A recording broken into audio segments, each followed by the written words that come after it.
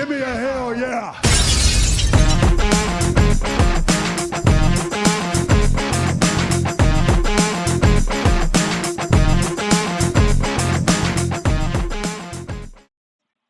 Hello everyone, welcome back to the channel. It's your boy, the God Gamer himself, Harriet, and it's Tuesday. And you know what that means? It's now time for our bold review dito sa Tuesdays. Tabu Tuesdays only on Harriet.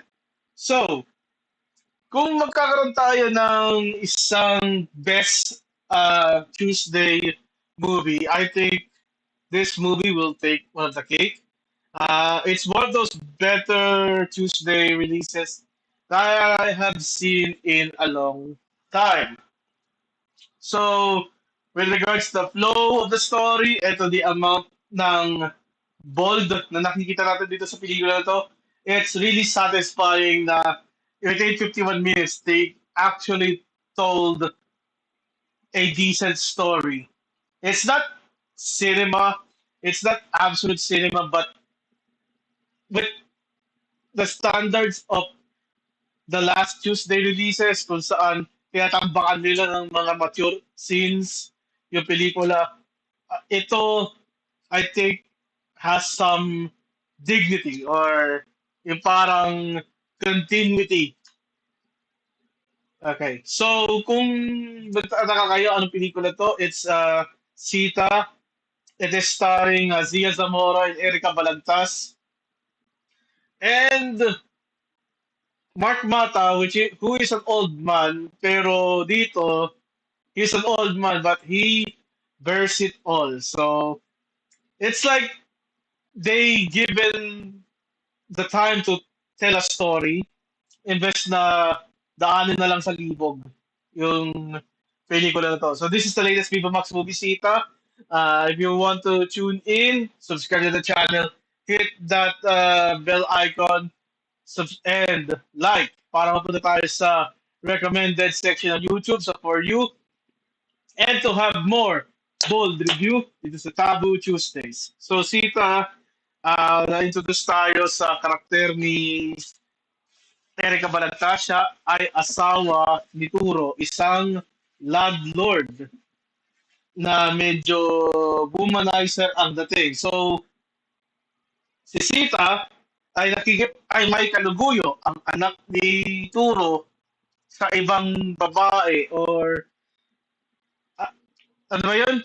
Okay. So, yung tatay ni nung kalaguyo ni Sita, anong pangalan niya? Aldoy. Yung tatay ni Aldoy ay hindi si Turo. So, si Turo pinakasalan yung nanay ni Aldoy, making Aldoy Turo's stepson. Tapos itong si Turo, pinakasalan itong si Sita, making Sita a stepmother, so stepson. Yeah, puro step, what are you doing? Step family. Yeah. And with regard to that, ayun, kasal sa Huwes itong si Turo saka si Sita, kaya in the logic ng stepson ni Turo na si Aldoy, legal yung relasyon nila, which is nagtutalik sila sa banyo habang away itong si Turo. Ngayon naman itong si Turo, flirt din to eh. Meron siyang, ano, kausap na negosyante na kung tawagin ay Vanessa, played by Zia Zamora. So, dinala nila dito si Erica Balagtas, dinala dito si Zia Zamora. This is like meat mania. Sila yung medyo mga malalaman sa Viva Max, for the lack of a better term. So, ayun. Ang role ni Vanessa dito is, role ni Zia Zamora as Vanessa dito, siya yung parang buyer sa lupain, isa sa mga lupain ni Turo. And medyo flirt itong si Vanessa. So she does charm Turo to the point na nagigipagtalik sila. Yes! Nagtatalik si 54-year-old or itong matanda na to sa mas bata sa kanya. Which is pwede awkward kung ikaw ay mag-ano dito, pero sige.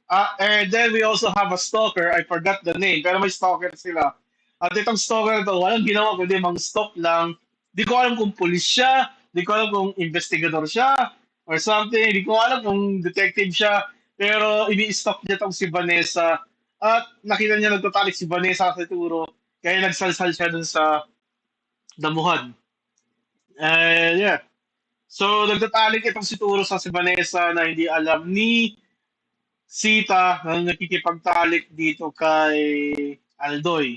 So, sa isang punto ng pelikula to, inuwi ni Turo si Vanessa sa bahay, si Vanessa nagbibihis, nagtatalik si na Aldoy sa kasi Sita bago dumating si ano, kaya nagtago si Aldoy sa shower. Nung nadatnan ni Vanessa si Aldoy sa shower, sila naman ay nagtalik. At dito, yung attention ni Aldoy kay Sita napunta kay Vanessa. Mas na-obsessed siya kay Vanessa and it will cost him his life. So,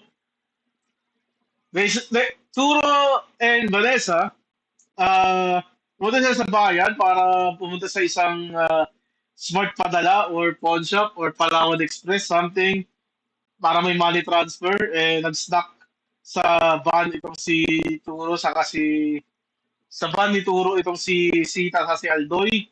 And then, pumunta sila sa rest house at dito na nalaman ni Sita na, ay nga, dinadaya siya or nangangapit, mapaghatid dumapit itong si Turo kay Vanessa. Nakita niya, nadat niya nagtatali, muntik na niya saksakin, protektahan lang siya ng mga tenant ni Turo dun sa farm. At umalis itong si Vanessa kasama si Aldoy. Iniwan ni Aldoy si Sita in favor of Vanessa. Nagtatago tuloy si Vanessa sa si Aldoy kasi para mainit ang ulo ni Sita. Nagtalik sila, nadamay pa yung serep yung waiter na nagdala ng pagkain. Nag-threesome sila. Tapos, kinary out ni Vanessa, ay ni Sita, yung plano nila ni Aldoy kay Turo.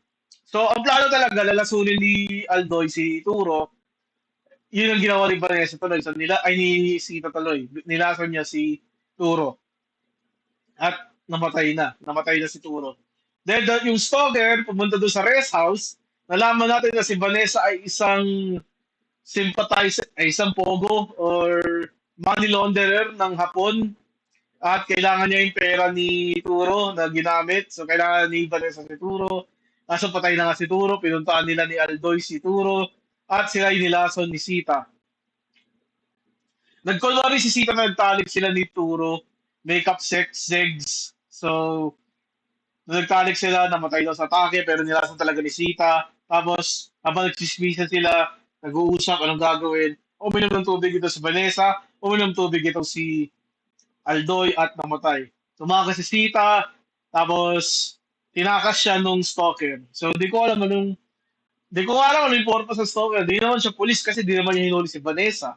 So, I think it's just in for the money. And dahil patay na si Aldoy, si Turo sa si Vanessa, wala na rin siya mapupuntahan kasi yung target niya, wala na.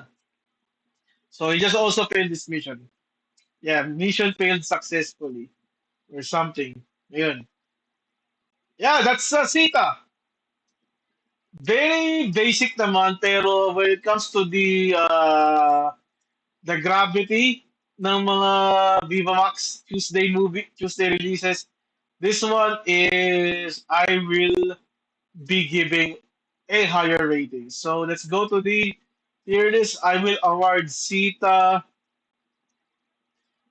a very respectfully, respectfully, genuinely, nasa uring ganap tier.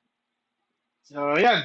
That's my take for this Tuesday. Then Friday, we will be looking at Nurse Abby. So, yeah.